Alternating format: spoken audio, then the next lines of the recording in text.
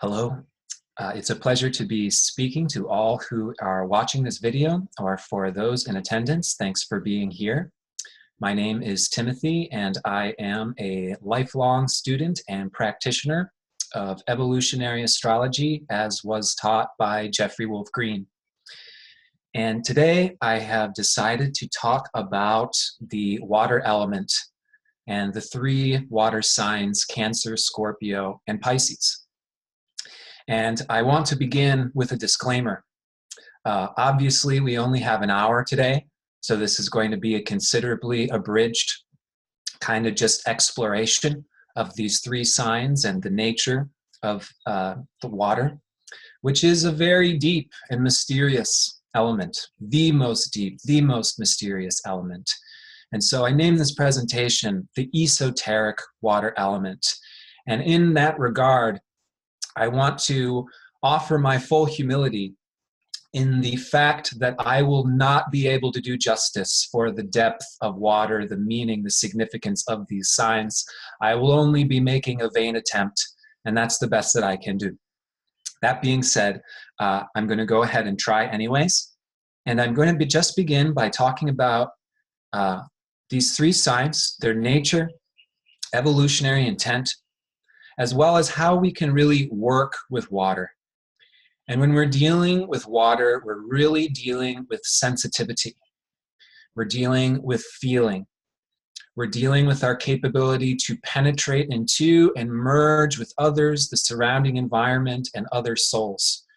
And so this is a very deep aspect of reality and a very misunderstood aspect of reality, as very often sensitivity is not necessarily considered something that we want in today's day and age, where there's so many distractions, there's so much clutter, there's so many interferences that can really be unnerving for sensitive souls. And so my hope is in some way, shape, or form to honor those sensitive souls by acknowledging the beauty, the depth of water, as well as how we can use this sensitivity in a way that can really be for us and rather than against us. And so when we're talking about the water signs, the water trine in the Zodiac and astrology, this is the trine of spirit. This is our soul, and the water signs deals with our soul's evolution. Water is our embodiment of our own soul's evolution. And really, this sensitivity that water represents is a reflection of this embodiment and evolution of the soul. And really, I think you can use the word embodiment or integrated and evolved all synchronistically. They mean really the same thing. And so when we're talking about Cancer, the first of the water signs, this is where this journey really begins. And if we think about the journey really beginning, Cancer is the conception. It is when we are in our mother's womb. And Cancer can even correlate to the experiences that we have while we are still in our mother's womb, for those of you that can remember that far back, And of course, while we're in the womb, what kind of experience is that? It is an experience of being held. It is an experience of being safe, being in a closed-in, safe-feeling container, of course, surrounded by our mother's embryonic fluid, surrounded by water, and held. And so Cancer deals with this feeling of embrace or taking in, or embracing others. And of course, Cancer deals with the mother, the family, the home environment, as well as our own emotional core. What is called the ego in evolutionary astrology is in fact our own emotional core. And something that I'm going to stress here with Cancer is the importance, therefore, of our ego. Indeed, our ego is not a problem. Our ego is a vital part of our evolutionary journey throughout life. In fact, Jeffrey Green explains that evolution happens through the vehicle of feeling. That's a rather remarkable truth to point out, to observe. is that we are evolving through our feeling-based experience. If we were not feeling through the vehicle of an ego, we would not learn, grow, or evolve. And so the ego is actually created by the soul, Scorpio, in order for us to gain experience. And experience is what shapes our life. It's what shapes our desires, our direction. And so experience is the vehicle of evolution and transformation throughout life. Ego is the vehicle for us to have experiences as individuals. And so I personally do not use the word ego almost ever in a negative way, as this prejudice against the moon and Cancer and feeling and our personal subjective experience has been long outstanding for many thousands of years.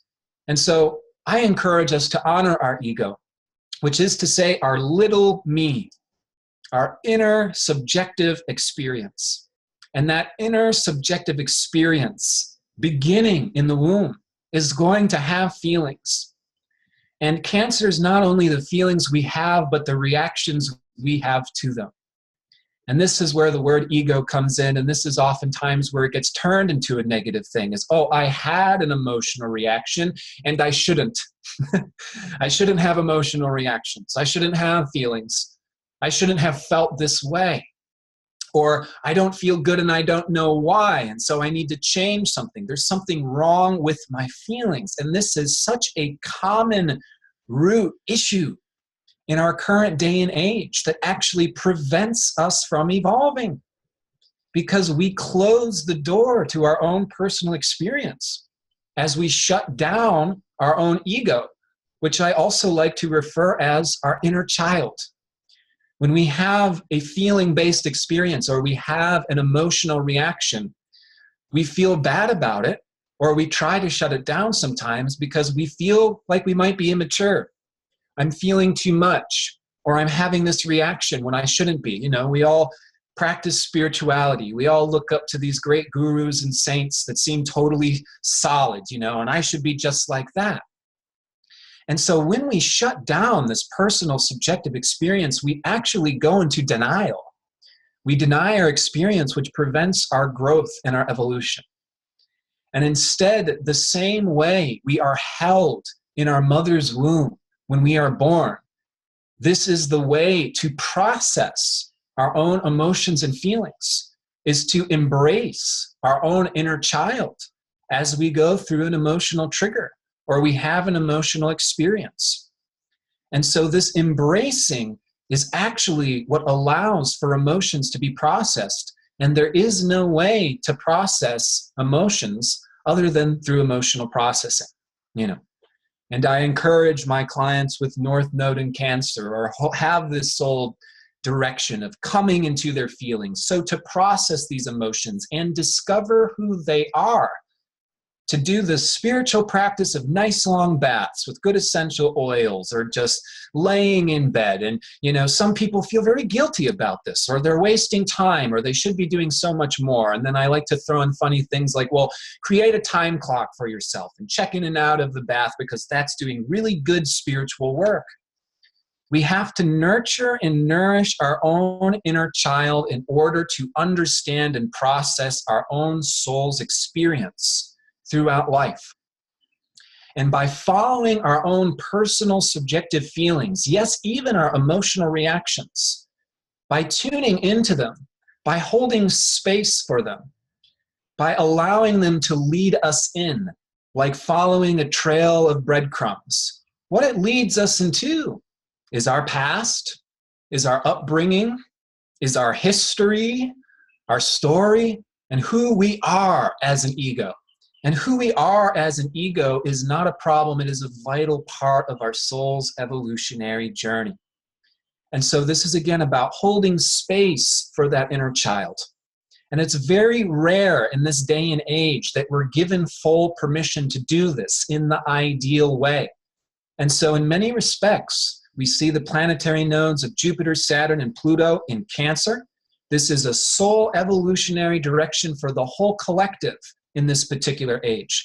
And I see Cancer as being one of the most missing and needed medicines at this particular time. And Cancer is the principle of nurturance, of nourishment. If we were to receive that medicine in the most ideal way from our mothers, it would sound something like the mother saying to her child, I don't care if you're crying and you can't stop, or if you're angry and you're not settling down, or if you're not feeling well and you don't want to go to school today. No matter what you're feeling in the moment that you feel it, you are safe to feel. You are safe to feel whatever you're feeling as you feel it, and you will always be my child, and I will always be your mother. So come here and I embrace you as you are. And so the zodiac sign of Cancer is the function of inner security, our inner emotional foundation. A highly evolved Cancer is a soul that can show up as we are, feeling safe to express ourselves as we are, knowing who we are, without being impressed or without having to conform to the expectations that may not understand our own personal subjective experience, because every personal subjective experience is unique, and that's okay. It is this capability to feel welcomed as we are. And highly evolved Cancer souls provide this to others. They're very welcoming, they're very nurturing. And so again, the evolutionary intention, the function, the nature of Cancer is us to have a personal, subjective, inner experience in order for us to evolve. And our egos don't go away. They last throughout this lifetime, but they do change. And the moon changes very, very rapidly, of course, you know. When we're talking about Cancer-based emotions, they can change on a dime. They can change minute to minute. Similarly, that this moon moves through a sign roughly every 2.5 days and is going to form different planetary aspects at different hours on different day. Well, this is what highly Cancerian souls will be experiencing in and of themselves. And so there's kind of two different feeling-based responses with Cancer.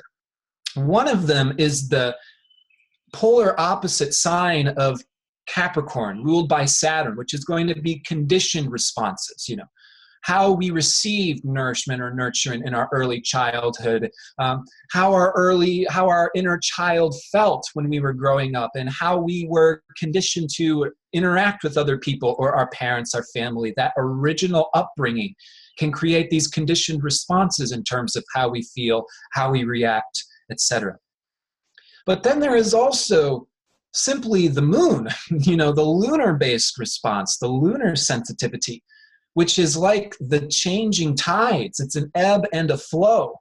It's never truly steady. And this is actually the nature of emotions in themselves, you know. This is the idea of the middle path in Buddhism, is that you don't get overly attached to various emotions because they're not going to last, you know. It's the story of the Buddhist monk or whatever hearing an experience of tragedy and he says, and so it is, you know. And then there's an experience of bliss and he says, and so it is, you know. Because the happiness and the negativity are actually connected together. There's this actual seasonal flow, similar to the new and the full moons. And this is just the nature of emotion. And this is going to be where highly Cancer souls are very sensitive, is they're going to feel where that moon is. I encourage people with a highly aspected moon or many planets in Cancer or a loaded 4th house, you certainly want to be watching that moon and its different planetary aspects, because you're going to be tuned into that feeling-based response. Now, there is a sensitivity for every water sign. The sensitivity of Cancer is the sensitivity of empathy. Feeling other people's feelings as if they were our own is empathy. And when we think of a highly maternal soul, a mother-like being, well, they feel what their child is feeling, do they not? If the child fell and bruised themselves, the mother's probably not super happy. They're probably feeling what that child's going through, and they care for that child. Cancer is the principle of caring, nourishing, nurturing. I can feel that you don't feel well, so come into my home and relax on the couch. I can feel that you're a little on edge and grumpy. Let me cook you a meal. Let me give you a place to stay. There is a natural warmth with Cancer. And highly Cancerian souls, when they enter a room, it's like their warmth can fill the room and make other people feel safe to be themselves. Again, Cancer is that principle of internal security. And guess what? This is also the principle of vulnerability, such a missing medicine that I see out there in the world of teachers and gurus and whatnot. You know, there's very little vulnerability. You know, we don't always open up to our deeper sensitivity or our Scorpio hidden feelings. But when we are vulnerable enough to be authentic in what we are feeling in a personal and subjective experience, it gives permission to other people to do the same. You know, when I show up and I say, yeah, I'm not having a good day, this, that, or the other thing happened, when somebody asks, how are you doing? Rather than just saying the stereotypical good, it gives another person permission to open themselves up and be vulnerable themselves. So this is a high octave potential of Cancer. It is expressing our feelings and being open enough to give others permission to do the same, inviting others into our home, caring for them. Now, any sensitivity can be a blessing or a curse, and highly Cancer souls will feel other people's feelings as if they were their own and not necessarily know that that's what they're feeling. I don't know why I feel bad. I don't know why I don't feel good. But I can tell that you don't feel good, and so let me take care of you. Why does Cancer sometimes get the stereotype of being the doormat, or being put down, or being put last, or being manipulated, or taking care of everybody else first? The way, you know, we'll see some similarities to the Pisces sensitivity as well.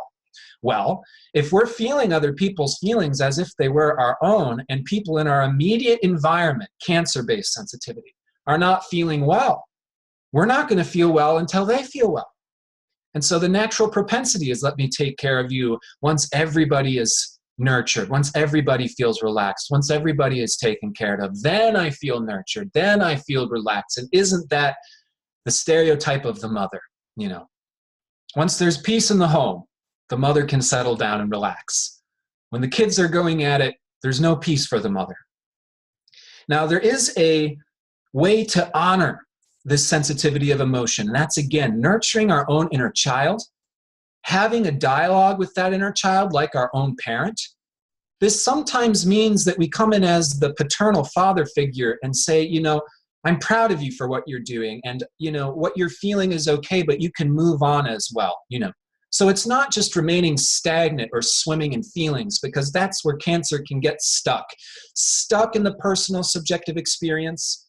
This is shadow Cancer. Identifying with the past. This is what so-and-so did. This is the pattern that always happens to me.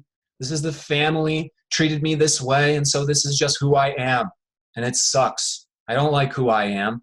I don't want to do anything anymore.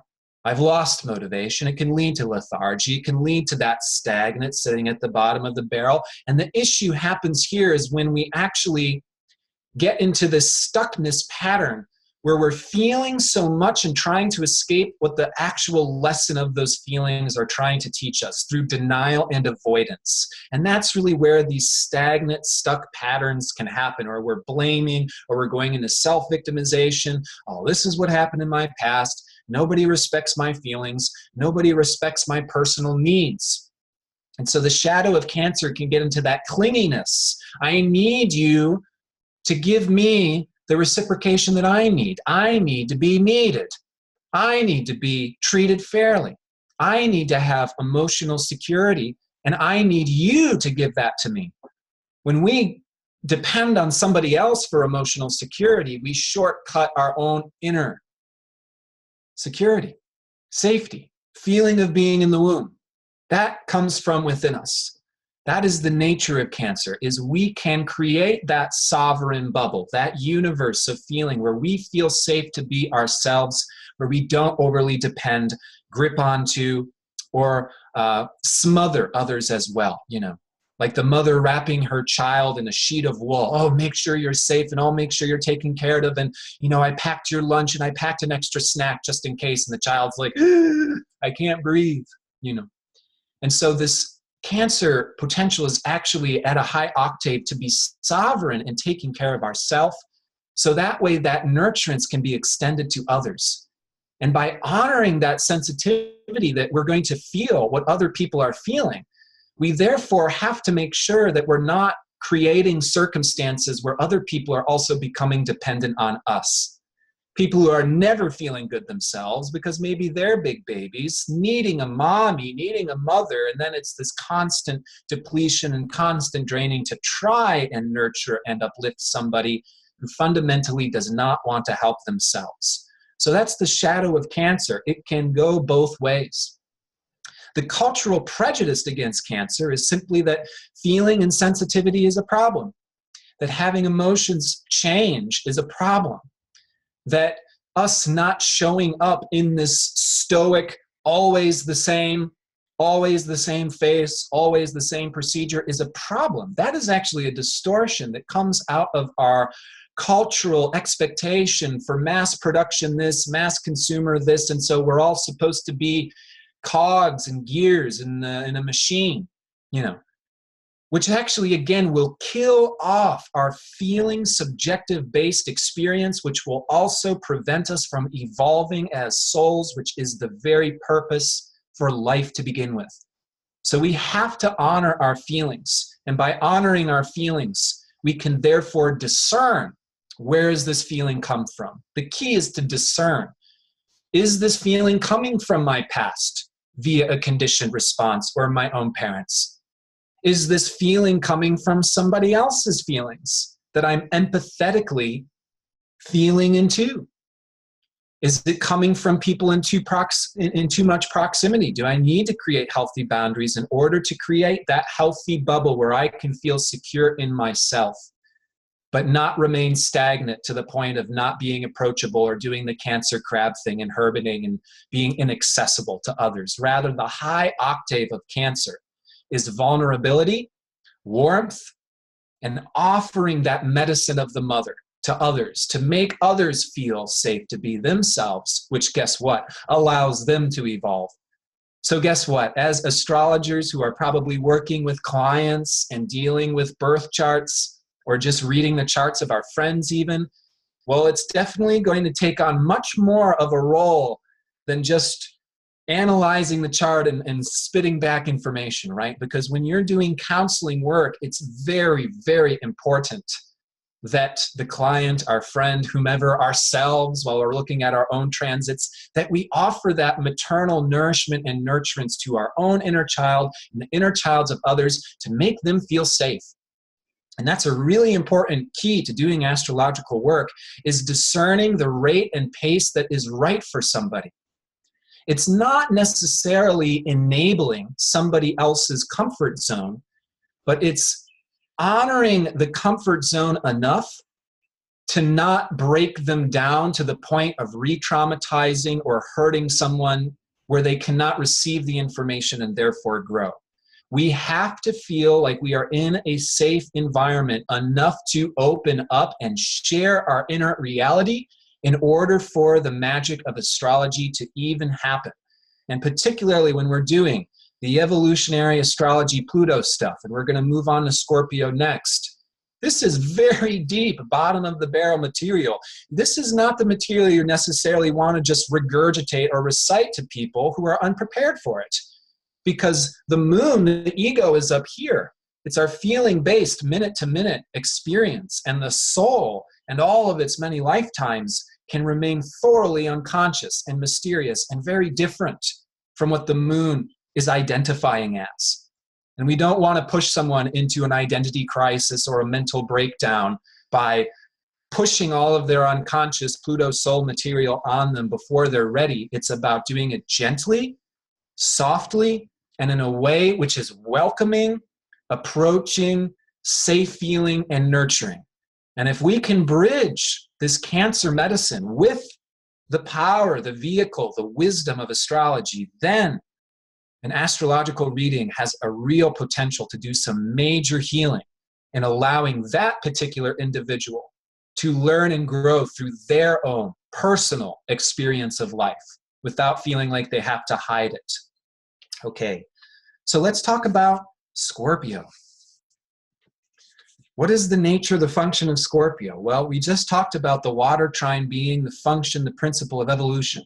I'm going to turn my ceiling fan on here.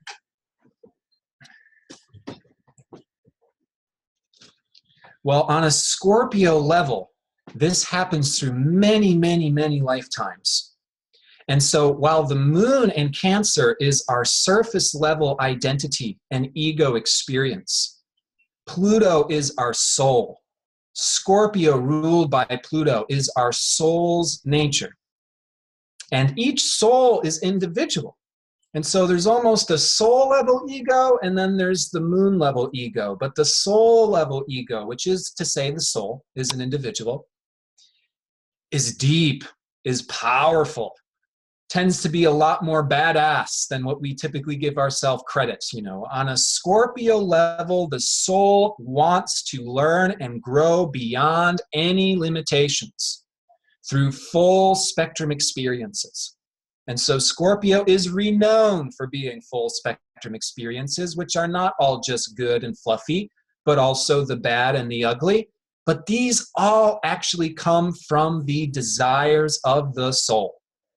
The soul says, all right, I'm going to get born into a family with parents that are going to be naive, and they're going to be crazy, and they're going to project all this stuff onto me, and then I'm going to go out into the world, and I'm not going to get approval from any of my friends. Sign me up. Bring me in there. I can't wait to get there and to live and learn and grow through all these experiences, because the soul has desires. And the soul level desires is what actually creates our experiences and our journey through life.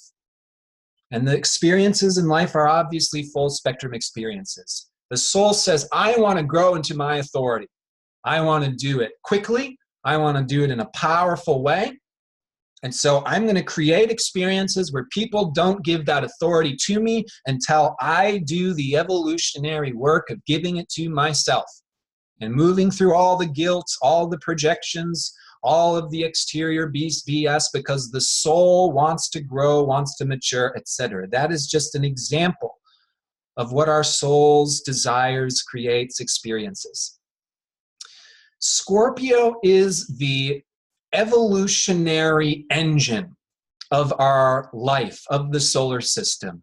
It is the fusion reactor chamber of power that creates this experience through magnetic attraction and repulsions, as well as union and separation.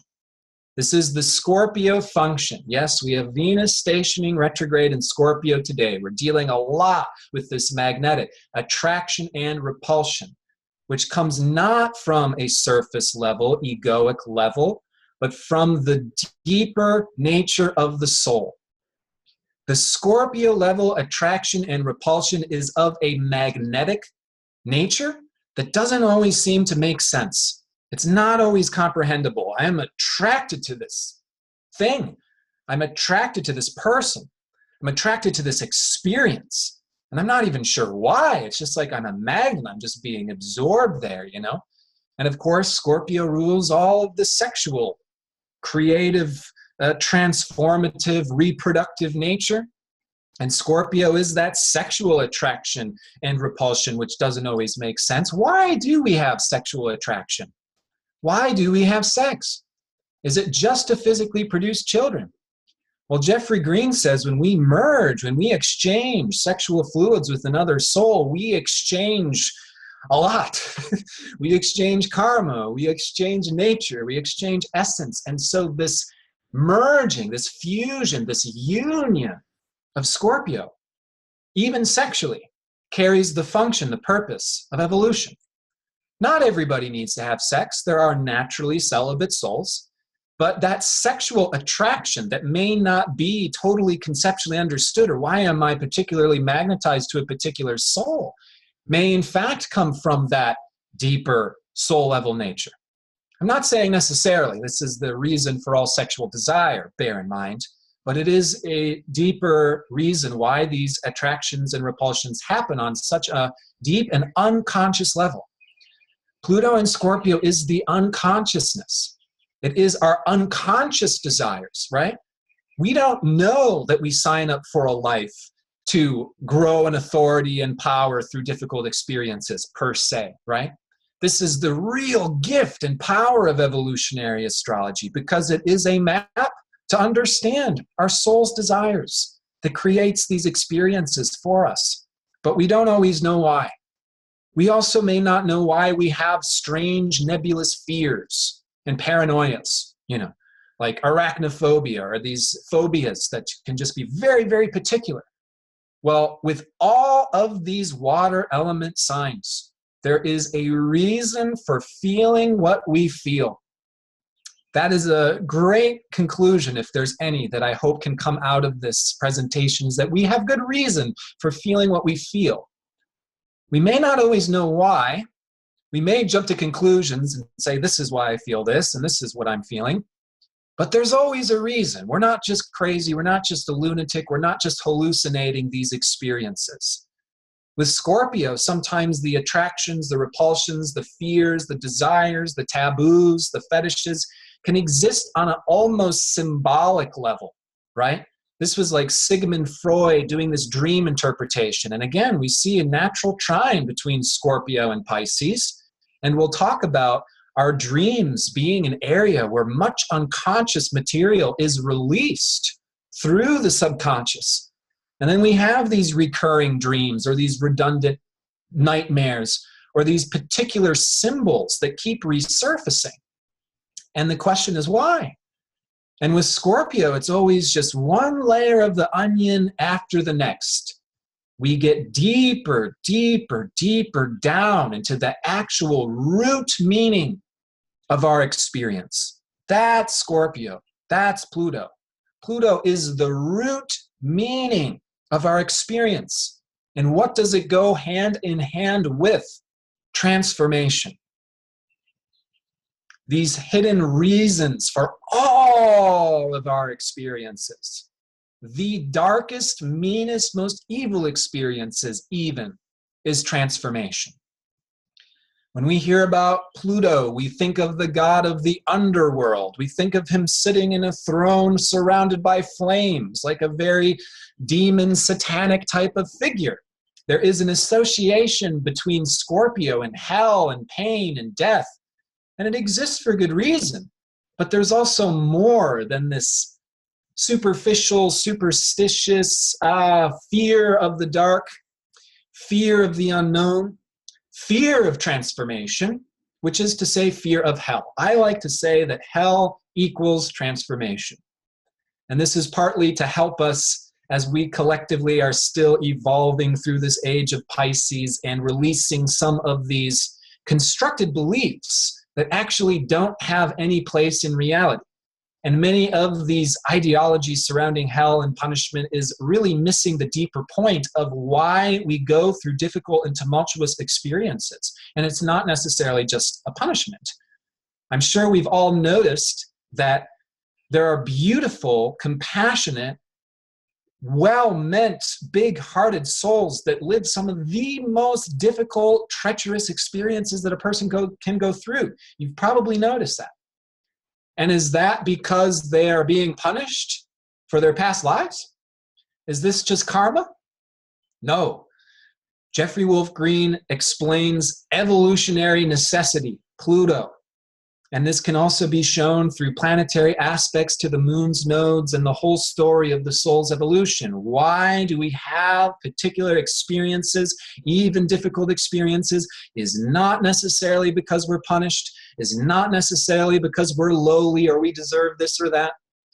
Because our souls, on a deep unconscious level, are more like crazy badasses, are more like these powerful angelic figures that desires to have these experiences in order to evolve in a particular way. Evolutionary necessity. So another understanding of Scorpio really deals with the shamanic path. When we go down into the underworld, we are digging up our unconscious material. Or unconscious material can be triggered when we have aspects to our Pluto, or we have Pluto transits. This is oftentimes when there can be a purge, of a volcanic release of unconscious material. Pluto just stationed direct over the last weekend. This can be a time every 6 months when Pluto stations, where more unconscious material is revealed to give us the opportunity to align with our soul's deeper desires and our soul's deeper nature. And so when unconscious material is purged up, and we can think of this like everything that gets swept under the rug suddenly gets swept out, or the skeletons come out of the closet. We don't realize that we put the skeletons in the closet. This happens on an unconscious level, because all of us souls can only process as much as we can handle at one time. And at least I don't think any of us in this meeting are capable of withstanding holding the living memory of all of our past lives. It is said that souls reach that evolutionary level. They become aware of all their past lives. There's the Buddha reciting his lifetime as a deer, so on and so forth. Innumerable past lives we've had, way too much for the soul to process. One of the ideas in Hinduism is there is a point after death where we have that experience of all of our past lives. It is revealed to us, but it happens in a nanosecond because it's usually too much for the soul to handle, dependent on our evolutionary level. But whenever there is a release of unconscious material, the skeletons get swept out, stuff comes out from under the carpet, it catalyzes change because you can't go back into hiding. Once the unconscious becomes conscious, we have the opportunity to become empowered. Now, there is free will. So even though this unconscious volcanic eruption of unconscious material usually catalyzes transformation, it is almost mind-blowingly possible for a soul to go back into denial and sweep that stuff back under the rug via the law of free will. We can choose not to evolve, but it almost becomes increasingly difficult the more we build up resistance to our own evolution. The more skeletons that we hide in the closet, the more force they're all going to blow up when the next trigger happens. And so it's difficult to resist evolution, I'm going to say, but it is possible. And whenever unconscious material is released, it is catalyzing transformation. As we make our unconscious material conscious, we become empowered. It's like Pluto ascendant people, North Node in, Scorpio, Pluto aspecting all these planets, are souls that desire to evolve by plunging into their unconscious dynamics. And by making those dynamics conscious, we become empowered, because while unconscious dynamics remain unconscious, we are like a marionette on strings, right? It's like if we have a phobia that we don't understand and all we do is run from it, run from it, run from it, run from it. Like I'm afraid of the dark, and so I keep the lights on all the time and I have a night light.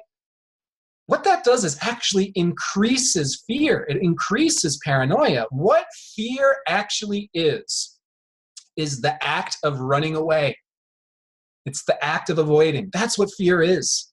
It's repulsion. It's get away from me. Right? That is this Pluto function. We get repulsed by things. We get scared by things. Things are too much to process sometimes. But it doesn't necessarily go away. It comes back to us, hopefully at the time when we're ready to understand our deeper nature. And that's what this evolutionary astrology is about. It's about making those invisible dynamics, those invisible magnets, the push and pull coming from our past lives, coming from our early childhood experiences or the traumatic events that we blocked out or disassociated from. We get a map of those things. That way we can follow the trail of breadcrumbs back into our soul's power. That's the potential of Scorpio, to embody the power of the soul by knowing our soul's depth and our soul's potential to be a catalyst of change in the world.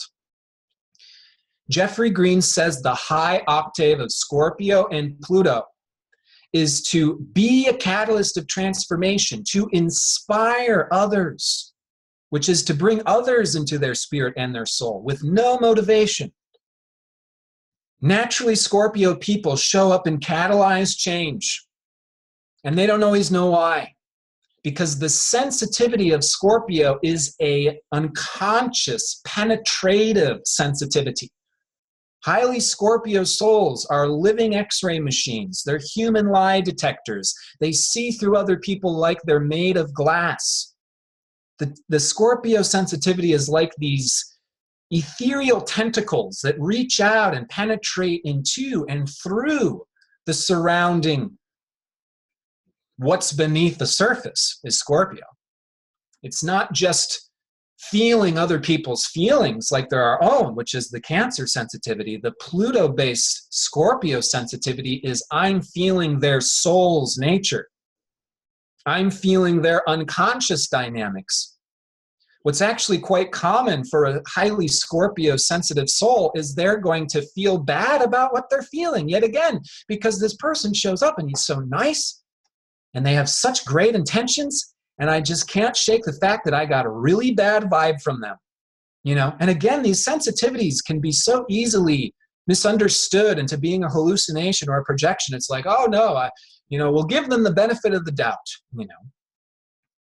Or the other shadow propensity of Scorpio is to feel into the unconscious nature of other people and start to address that unconscious nature before they're ready for it, right? Just like how we said we're counseling clients, talking about their Pluto stuff. If we pop the whole cat out of the bag, it could seriously wound or traumatize that soul. Similarly, a Scorpio soul may be aware of someone's unconscious dynamics or those ulterior motives, but if that person is not ready to understand their unconscious dynamics, which doesn't come until, at least the individuated stage of evolution, then that is not going to do anything for that person. They're going to resist, they're going to deny, they're going to shove those skeletons back into the closet, or they will likely blame you. This is a very common Scorpio experience, is it not? Is I am being scapegoated. Everybody says that I'm dark, that I'm mean, that I'm black, that I'm emotional, that I'm tumultuous, that I'm intense. Trust me, I understand. And it's just the nature of Scorpio. This is why Scorpio can also be quite secret. A high octave Scorpio is someone that's going to embody that sensitivity, but not necessarily wear it on the outside because it just causes too much disturbance.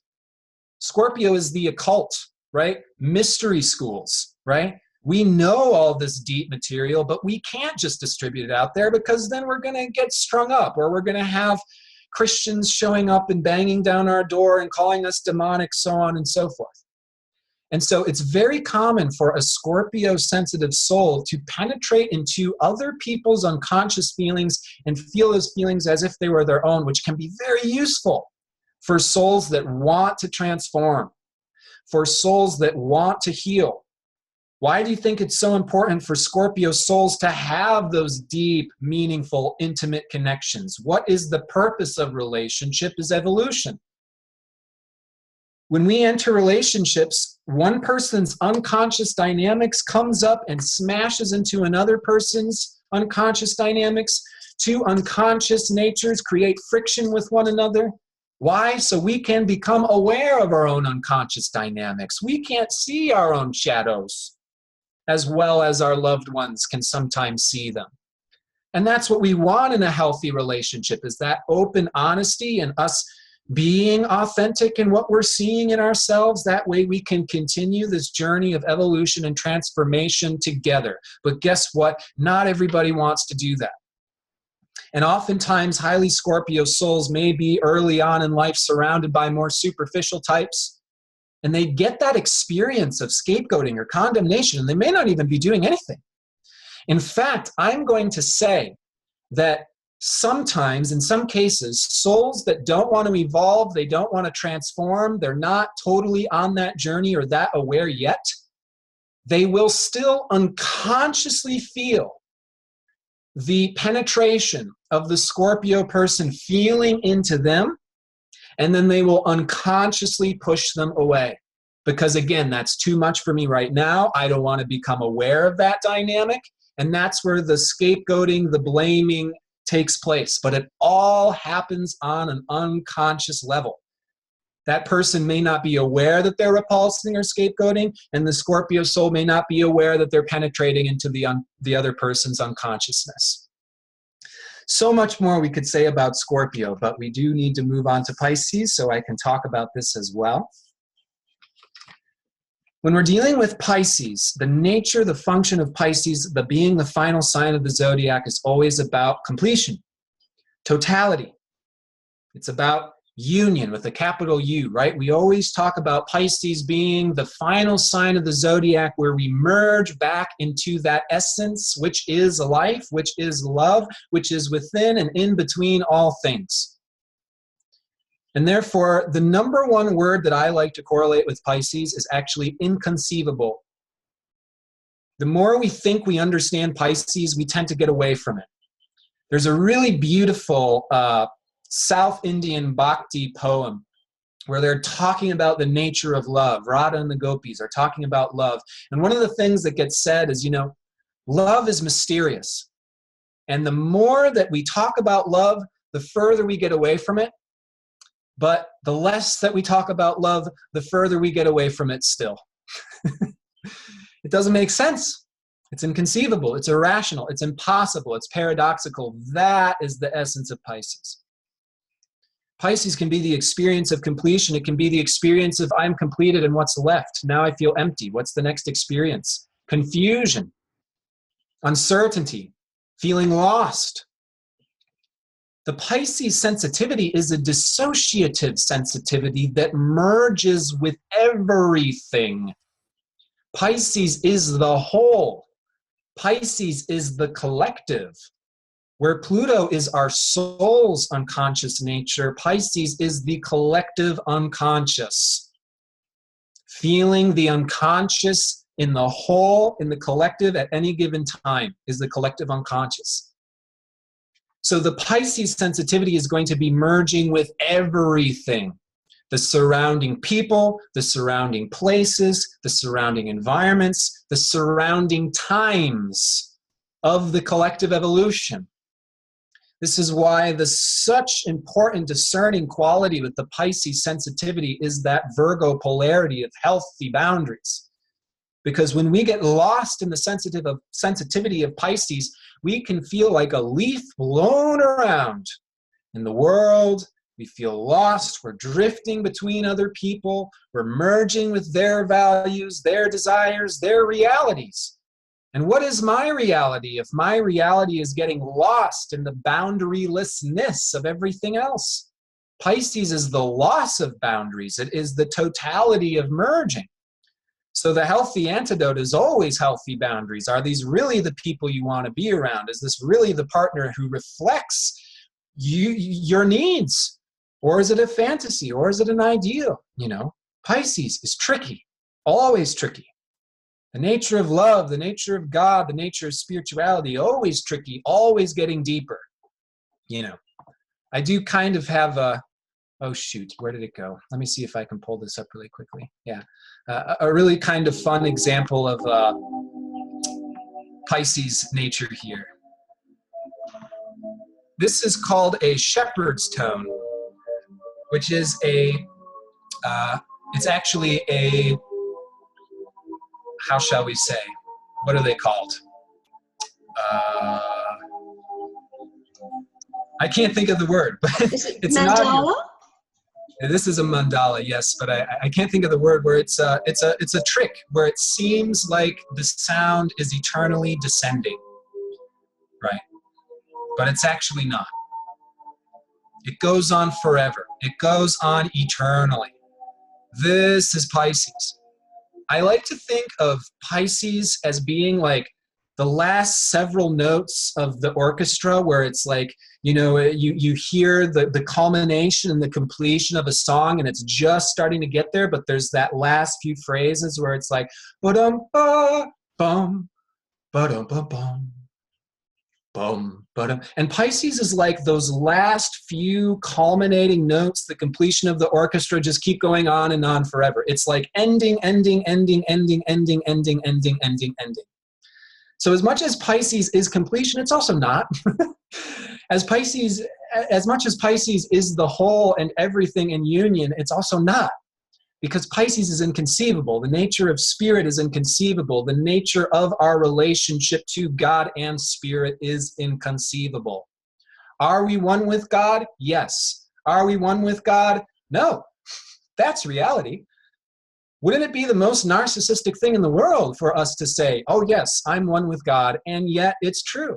That's the nature of Pisces. So Pisces is always inconceivable. The Pisces sensitivity, therefore, can be very confusing because where do I begin? Where does everything else end? And it is a stereotypical experience for a Pisces soul to experience depression. To go through periods of depression is quite natural for creative souls. There can be this experience of Pisces that feels like, I don't know if I belong, on an existential level. The level of Pisces is existential. It's not just like, I don't know if I belong with my friends, Libra. I don't know if I belong with my culture, Sagittarius. No, this is like, I don't know if I belong in this reality, is Pisces. And isn't it interesting that a Pisces soul, just like these other water signs, can have this sensitivity and not necessarily know it? And wouldn't therefore a Pisces soul be feeling the collective unconsciousness at any given time? And by unconsciously feeling the collective, could that not create feelings of not necessarily wanting to belong in this reality? The collective unconscious contains all of the generational trauma, shadow, and darkness through the last age for thousands and thousands of years. And it's not being recognized hardly at all by people on the surface, this deep existential level. And so a Pisces soul that's deeply connected in that level very well might have this experience of not belonging, not functioning like any other human being. And of course, the stereotypical Pisces is very, very otherworldly. That sensitivity becomes a tremendous blessing if you're working as an astrologer. You're going to feel the collective transits at any given time in your own experience. You're going to live the collective transits in a very direct, potent, and individual way. There is that connection between the individual and the collective in the highly Pisces soul. The key to discernment is the healthy boundaries. Is this mine or is it theirs? Is this the collective consciousness that I'm feeling? That's what it is. Is that the world? Is that my immediate environment? Is that because I am living in a city? Any sensitivity is a wonderful blessing, but it can be a curse. The way sensitive hearing is a wonderful blessing if we live in a tropical rainforest, surrounded by bird sounds and running water. But if we live in that busy city or next to a construction site with bulldozers and jackhammers, that sensitivity is going to seem much more like a curse. Pisces deals with nature. Pisces may feel what's going on in the collective of a city if they're in a city.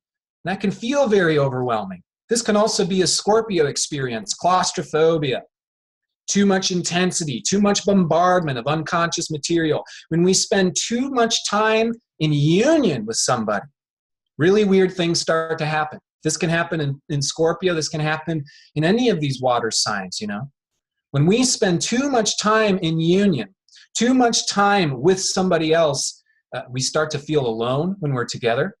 We start to feel weird, inexplicable feelings. This is also a Pisces thing that's not really taught in our day and age, is the importance of separation. We need those Virgo healthy boundaries. We need separation as much as union.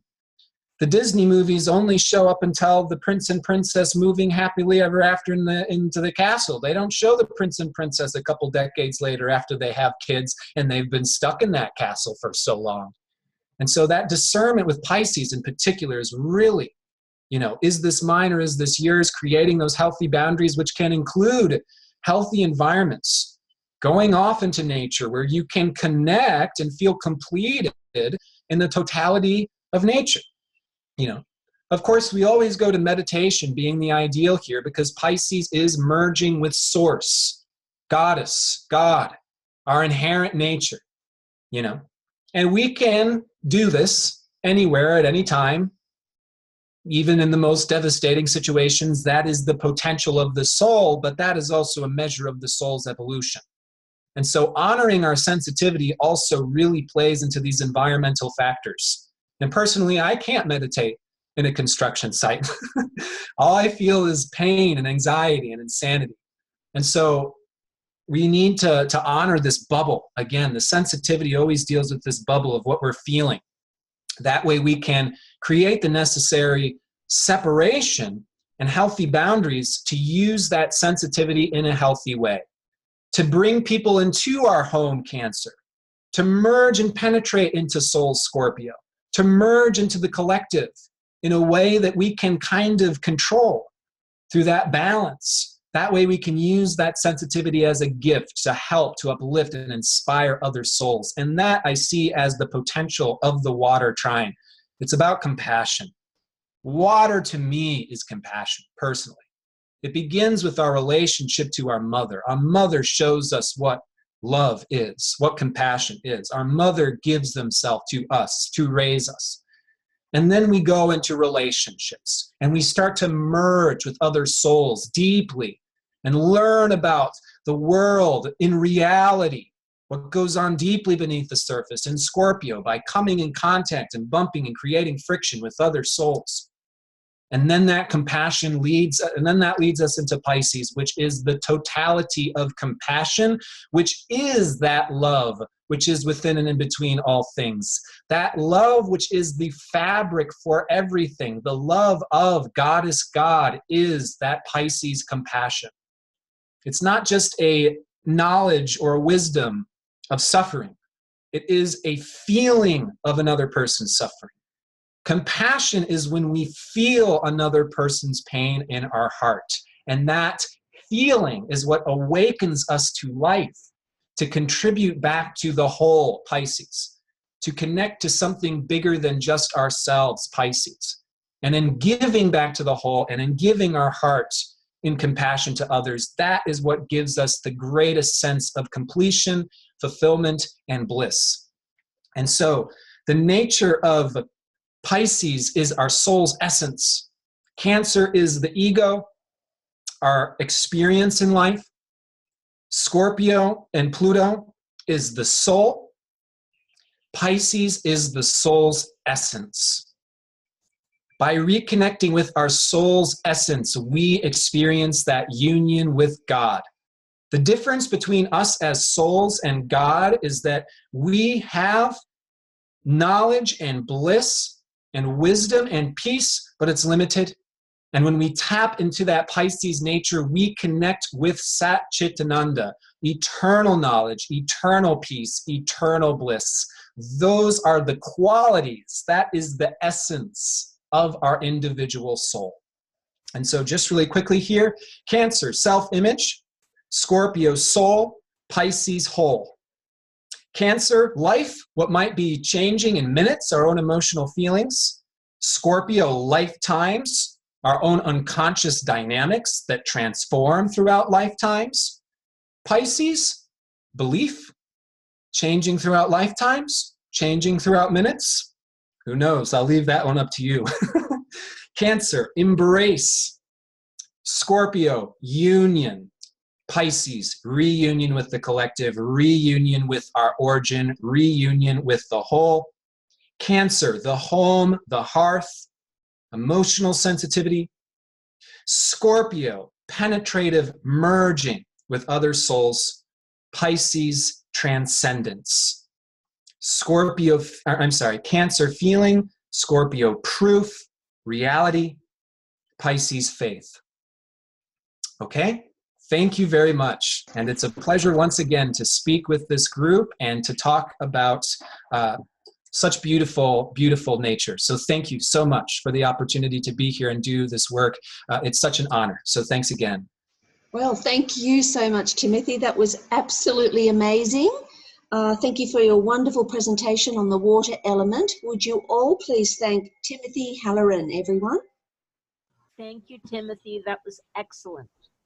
Great work, Timothy. I learned a lot. Thank you. Thank you. Thank you. Thank you, everyone.